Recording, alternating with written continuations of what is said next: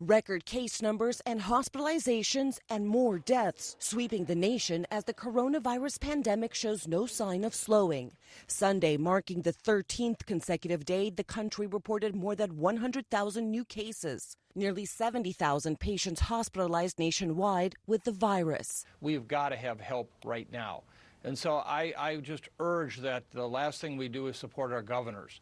They are the front lines right now. There is no national leadership on this issue. The Biden transition team does not have access to the Trump administration's COVID-19 data and vaccine distribution plans, something Dr. Anthony Fauci is concerned about.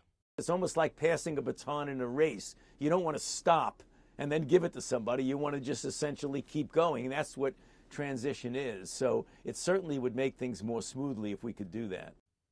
Governors from both parties now forced to implement their own mitigation efforts, including shutting down businesses to stop the spread. In Michigan, Democratic Governor Gretchen Whitmer announcing new restrictions, closing indoor dining in bars and restaurants, urging people to work from home, and moving high school and college students to virtual learning. White House Coronavirus Task Force advisor Dr. Scott Atlas criticizing these measures and suggesting residents to rise up in a tweet. I'm not going to be bullied into not following reputable scientists and medical professionals.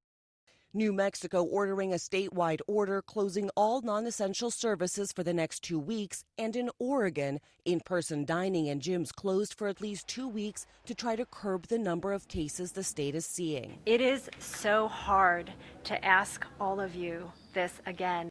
Many of you cheered and rang bells and put up signs calling us heroes. And we're so grateful for that.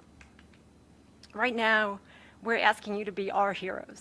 In Illinois, a stay-at-home advisory goes into effect today in Chicago. In North Dakota, the governor announcing new mitigation efforts, including finally implementing a mask mandate. At least 2 sheriffs already saying they won't enforce it.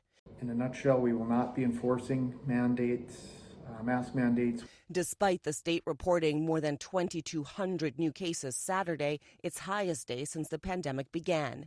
Right now, the data demands a higher level of mitigation efforts to reverse these dangerous trends, to slow the spread of the virus, and to avoid the need for any economic shutdowns. And in neighboring South Dakota, the state has the highest 7-day moving average of any other state in the country at nearly 60%.